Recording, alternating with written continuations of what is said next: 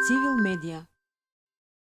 Почитувани присутни, јас како мојот колега Манчевски, на почеток ќе се осврнам како министер за она што го ние работиме во делот на демократизација на изборните процеси во доменот на локалната самоуправа, потоа ќе се осврнам и како претседател на партијата со нашите ставови за актуелната тема која што денеска ја дебатираме, по не знам кој пат ја дебатираме долги години, вистина ако имаме желба и волја нешто да направиме, сега е вистинскиот момент. Макар да донесеме одлука тоа да важи од некои следни избори. Меѓутоа, ние треба да ја донесеме овој период таа одлука.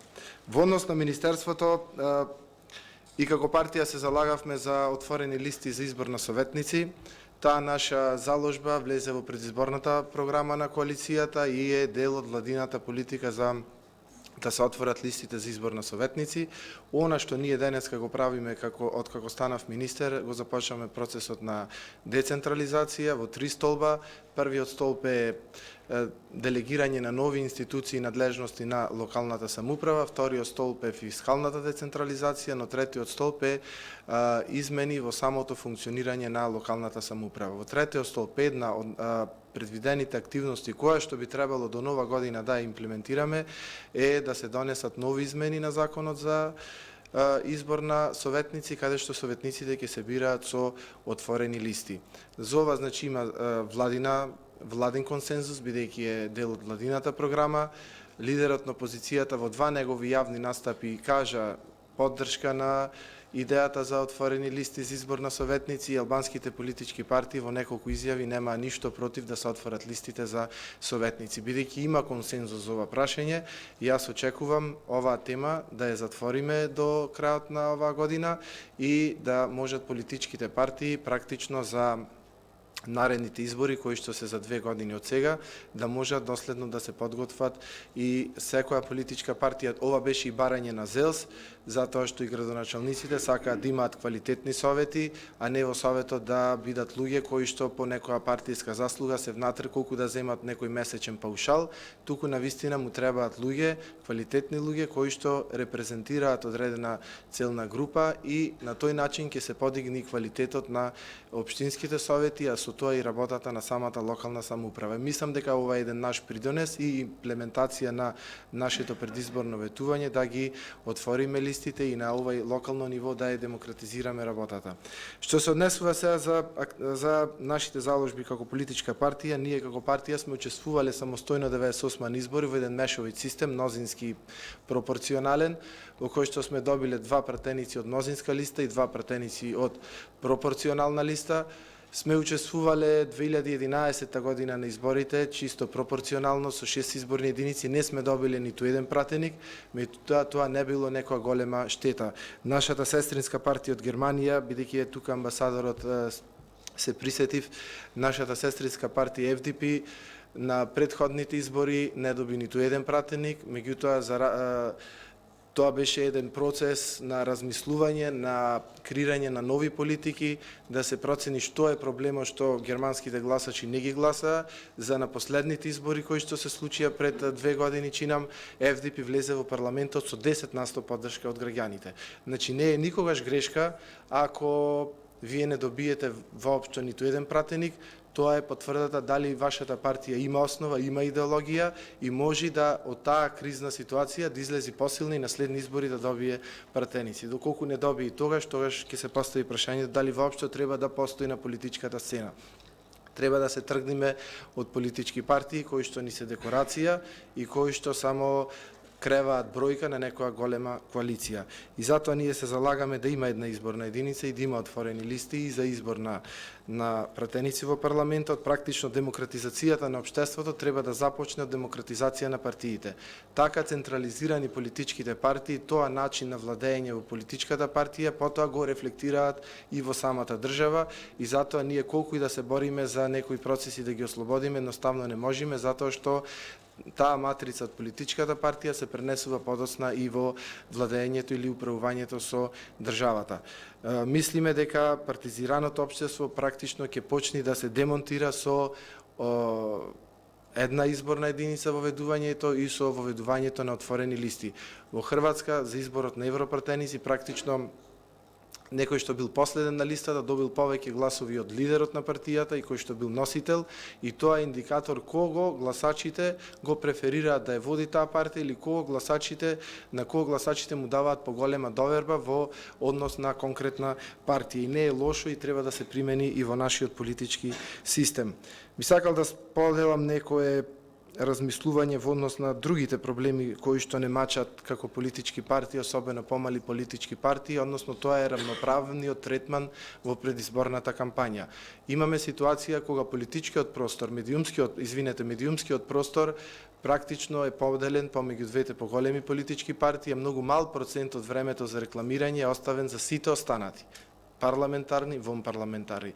Дури за локалните избори независните градоначалници или независните листи се соочија со проблем да не може да се рекламираат бидејќи не беа предвидени и листите знам дека некои листи не можеа да се адекватно рекламираат затоа што едноставно тоа не им го дозволи законот. Ние сметаме дека предизборните кампањи сите политички партии почнуваат од нула и не сме никоја политичка партија да има стартна предност или да биде фаворизирана пред останатите.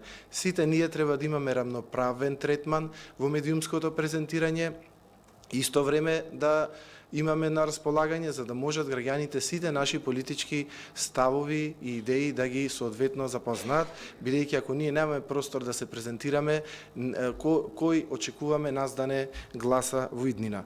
Искуството од Америка кажува дека практично таму и на самиот ден, на почетокот на оваа година, бев присутен на покана на Американската амбасада и бев присутен на гласање за избор на советници. Практично таму на изборниот ден, на самиот ден на гласање, секој гласач кој што не е запишан во избирачкиот список има право да се допише и да гласа.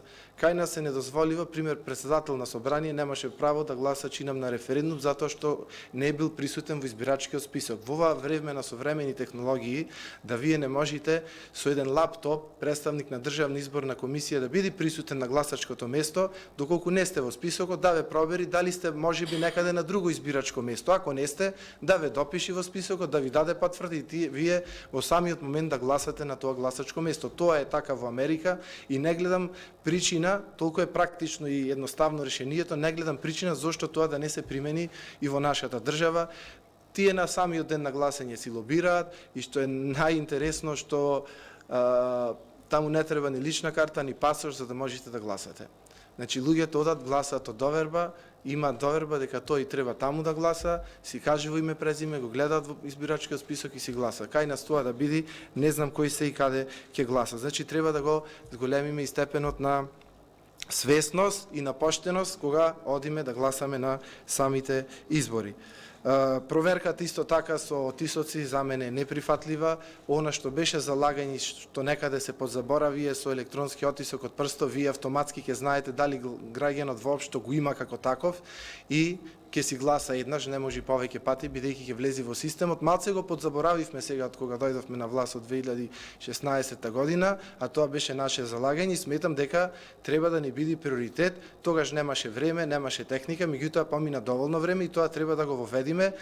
Тоа е наједноставен начин на прочистување на избирачки список и така натаму, затоа што граѓанинот со еден отисок само еднаш може да гласа на едно гласачко место и ќе се елиминира секоја можност злоупотреба со штампање на лични карти, односно на документи за идентификација или пак запишување на мртви луѓе во списоците. Значи, ако сакаме, ја имаме можноста, сме дел од власта и тоа треба да го имплементираме, односно да возможиме Државната изборна комисија да го спроведи тоа на дело, наше залагање кое што сме го имале во минатото. Исто така избирачките одбори е неприфатливо од другите учесници, освен од големите партии да немаат учесник во избирачките одбори, мора да се дозволи по еден представник барем, член и заменик член да имаат помалите партии, па тие како ќе ги распределат низ државата, тоа е нивно право, меѓутоа не може процесот да се достави само од двете големи политички партии да имаат своји представници на избирачкото место, бидејќи една од сомнежите од 2011 година е дека практично се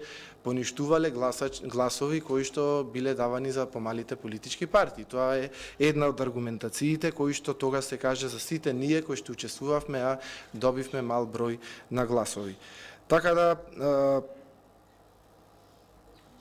јас сум заклучок и ние како партија за промена на овој изборен систем, бидејќи овој изборен модел се докажа во изминатиот период дека циклично создава кризи, постојано создава кризи, на крајот тие кризи се решаваат со собирање на четворицата лидери на големите партии кај претседателот на држава, кои што носат некое хибридно решение кое што не е конечно и тоа решение потоа е влез во една нова криза и така постојано си одиме од криза во криза и воопшто не водиме сметка дека треба еднаш ова да се престани и да се смени целокупниот систем, да се најде ново решение кое што нема да доведува политички кризи повеќе во државата. Сметаме дека едната изборна единица, отворените листи, забрана за предизборни коалиции ќе значи дека во парламентот ќе влезат оние граѓани кои што навистина имаат поддршка од граѓаните.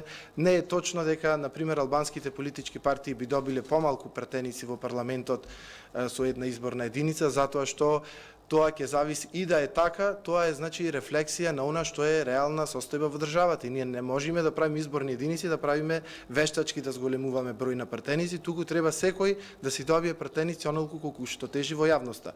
И сега имаме 6 изборни единици, па албанските партии добија помалце пратеници во парламентот отколку претходните избори. Значи не зависи од изборни единици, туку зависи од број на поддржувачи кои што за вас ја даваат довербата. Исто така не држи тезата дека поголемите партии ќе добиеле помалку места за сметка на помалите партии, затоа што со сегашниот рейтинг на сегашните партии, помалите политички партии, по анализи ако направите ќе видите дека помеѓу 5 и 7 пратеници можат да добијат максимално во парламентот, а сега со големите коалиции помалите партии се застапени во цирка помеѓу 10-12 пратеници во една коалиција, вкупно во двете коалиции некаде и до 25 пратеници има од помалите партии во парламентот. Значи дека поголемите партии фактички ќе добијат повеќе пратеници од нивните редови отколку сега. Така да и тој аргумент се побива дека е таков и затоа сметам дека доколку има политичка волја, ние треба да се еднаш собереме сили и да внесеме, да речам, свежина во политичкиот систем и како помали партии треба, имаме во собранието се здружиле 12 пратеници, даваат иницијатива за една изборна единица, тие пратеници треба да имаат свој репрезент во телото, во преговарачкото тело кое што одлучува за изборните реформи и сметам како такви, како пратеници, како такво тело, треба да имаат свој представник кој што ќе ги застапува сите наши интереси. Е многу лесно да се согласиме било кој од нас да учествува од тие 12 пратеници, да учествува во тоа тело и да сме во тек со преговорите околу промената на изборните модели. Јас толку би имал да кажам, сигурно нешто и заборавив, меѓутоа да оставиме и на другите учесници. Благодарам. Цивил медија.